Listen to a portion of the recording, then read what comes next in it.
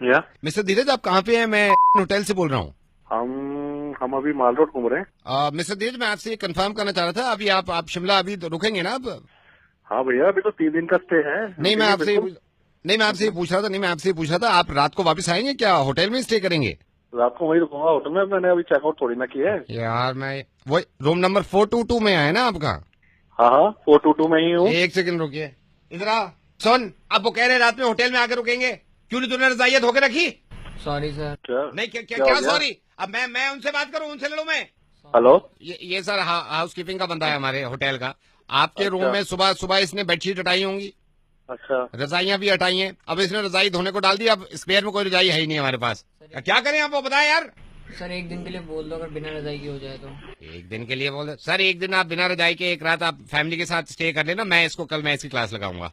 पागल हो गया क्या तुम? क्या ठंड में मारेगा क्या मैं? नहीं तो सर, एक रात की बात है, सिर्फ एक रात की बात है। ठंड भी तो देख कितनी हो रही है। एक रात की बात है, बिना रजाई के कैसे रुकेंगे? बस सर यहीं पे आप रुकिएगा प्लीज। क्या नाम है आपका? अरे मेरा नाम तो अपना बाद में बताऊंगा। तू कौन बोल रहा है? मेरा बोलना बहुत जरूरी है, आप सिर्फ सुनिएगा सर। मैं आपको अब क्लियरली बताता हूँ सर। मैं रेडियो मिर्ची से नवेद बोल रहा हूँ। ना मैं आपको परेशान करना चाह रहा था, ना मैं आपका ज्यादा वक्त लेना चाह रहा था। धीरज, आप सिर्फ 1 मिनट के लिए मेरी बात सुनिएगा, और मैं आपके जरिए कुछ हिंदुस्तान को ही नहीं बल्कि पूरी दुनिया को ही बताना चाह रहा हूँ। मैं लोगों को समझाने की कोशिश कर रहा था, तो सोचा कि कैसे समझाऊं। फिर मुझे पता चला कि आप हाल फिलहाल में शिमला में हैं, घूमने गए हुए हैं। शिमला के होटल के अंदर, जो कि रूम टेम्परेचर ज्यादा नहीं होता, वहां भी बिना रजाई के एक रात गुजार नहीं सकते हम। सोचिए जरा, एक रात के लिए अगर सोते हुए हमारे ऊपर से कोई लिहाफ खींच दे या रजाई हटा दे, तो कैसी बेचैनी से रात गुजरेगी। बौखला जाएंगे हम, पागल हो जाएंगे।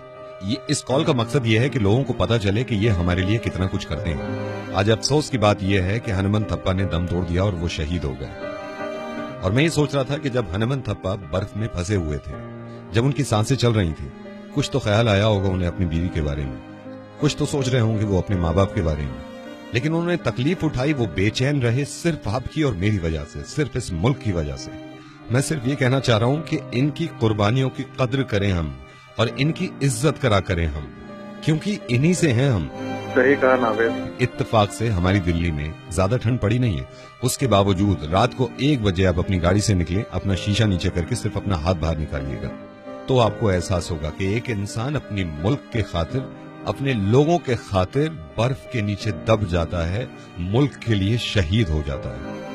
ये सोचिए जरा, आपके बच्चे अगर थोड़ी देर के लिए स्वेटर पहने बिना, जैकेट पहने बिना आंगन में निकल जाएं, कहीं बाहर सड़क पे चले जाएं, तो कितना घबरा जाते हैं हम, फौरन चिपटा लेते हैं कि ठंड है। जब तक हनुमंत थप्पा 6 दिन तक नहीं मिले थे, क्या गुजर रही होगी इनकी माँ पे, क्योंकि उनको मालूम था कि वो बर्फ में। और प्लीज, ये मेरी आपसे गुजारिश है, मैं इस तरह कहता नहीं हूं, कि इस मैसेज को आप दूसरों तक जरूर पहुंचाइएगा। हो सकता है कि शायद उनकी नजर में और ज्यादा इज्जत बढ़ जाए, जो लोग नहीं समझते कि हमारे जवानों की कितनी कुर्बानियां हैं हमारे लिए। हम सब शुक्रगुजार हैं हनुमंत थप्पा के और बाकी उन सारे जवानों के जो अब भी ठंड में हमारी वजह से पहरा दे रहे हैं। और सलाम है उन माँ बापों को जो अपने बच्चों को आर्मी में भेजते हैं, अपनी वजह से नहीं, अपने मुल्क की वजह से। धीरज, बहुत बहुत शुक्रिया ये बात सुनने के लिए, और सिर्फ आपको ही नहीं सुनानी थी, अब जितने लोग ये सुन रहे हैं इन तक पहुंचानी थी, और आपकी जिम्मेदारी है कि आप दूसरों तक पहुंचाएं ये बात, प्लीज। मैं सलूट करता हूँ हनुमंत थप्पा को, जिसने हम लोगों की वजह से अपनी जान दे दी और शहीद हो गया, और उनके साथ उन बाकी सोल्जर्स को भी जो उनके शहीद हुए। और बात खत्म करने से पहले ये मैंने कहीं पढ़ा और आपको बताना चाहता हूं मैं, कि तेरी सलामी में वो बर्फ भी आज पिघल गई होगी, जिसकी लाख कोशिशों के बाद भी तूने हथियार नहीं डाले।